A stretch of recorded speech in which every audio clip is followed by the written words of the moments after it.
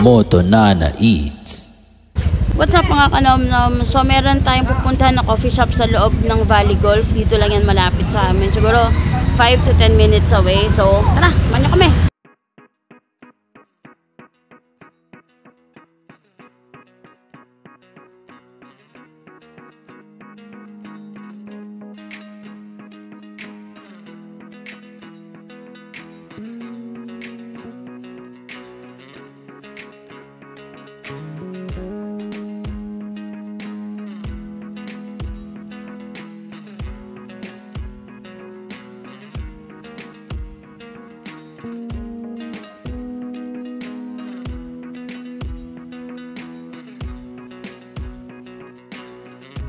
Moto Nana Eats.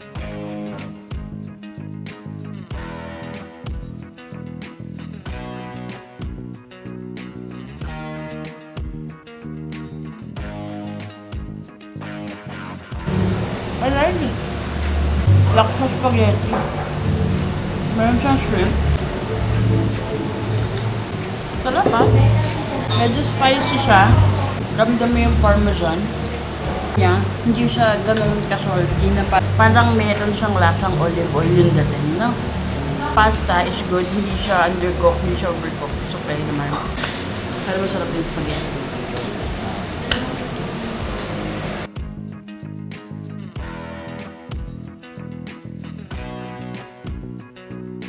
Sarap to ha? Si Derek, sabi ko sa kanya, pag mauna siya kakain, huwag niya sasabihin sa akin, huwag siyang magre-react ng kahit ano. Tapos wala talaga siyang reaction, kaya hindi ko alam, hindi ko ma-figure out yung face niya kung masasarapan ba siya or hindi. Sarap. Kung gusto mo lang ng yummy food, tapos cozy, gusto mo yung homey feels, dito yun, punta kayo dito. Moto Nana Eats. We'll try without the sauce. Kita niyo ba? Sakto lang yung timpla. Hindi siya salty, which is good. Tama lang yung pagka-tender nung lechon kawali. May konting pepper. But let's try to dip it in the... Hindi ko alam kung mang mustard gravy, pero...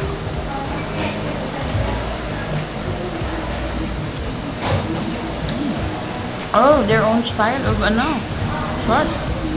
Mga kanamnams, yung lechon kawali with rice nila, that's 270 pesos. Pero, kapag yung whole slab lang, tapos walang rice, that's 320 pesos. Isipin mo, medyo pricey, ganyan-ganyan. Pero okay kasi yung food nila dito, tsaka okay din yung serving. So, siguro more on the pricier side siya. Pero for me, hindi ka naman value of money, okay naman siya for me. Yung gravy nila, lasa siyang Reno. Alam niyo yung Reno na liver spread? Let's try the skin.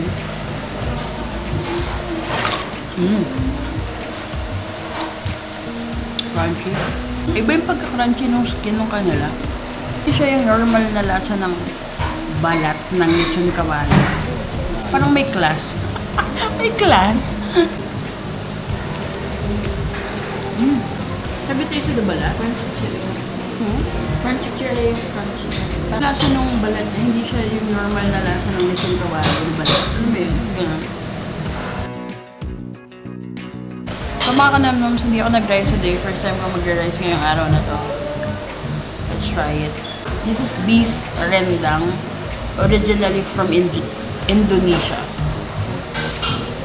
My mom makes this also, pero not always, pero sobrang sarap din ng kanya.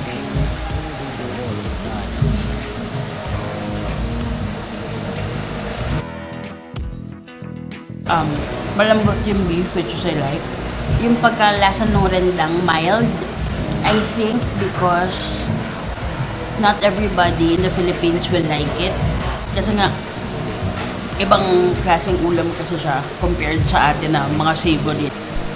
Pero andun pa rin yung lasa niya. like it. It's nice. Good portion also. Good portion. Ito, decide lang ba to? Kinain ko na. Moto Nana Eats. Yung shrimp niya lang, medyo overcooked. Yung dark chocolate milk drink. No coffee, pure chocolated milk. Let me taste it.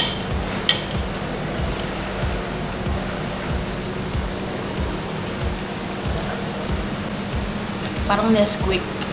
Parang ganun. Pero, pwede siyang like pang breakfast ng kids. Yung ganun yung style. Pang breakfast ng kids or inumin nila before they go to bed. Yung mga ganyan. Sarap. Kasi talaga siyang Reno liver spread. Pureed. Yon. Alala ko na parang pureed siya.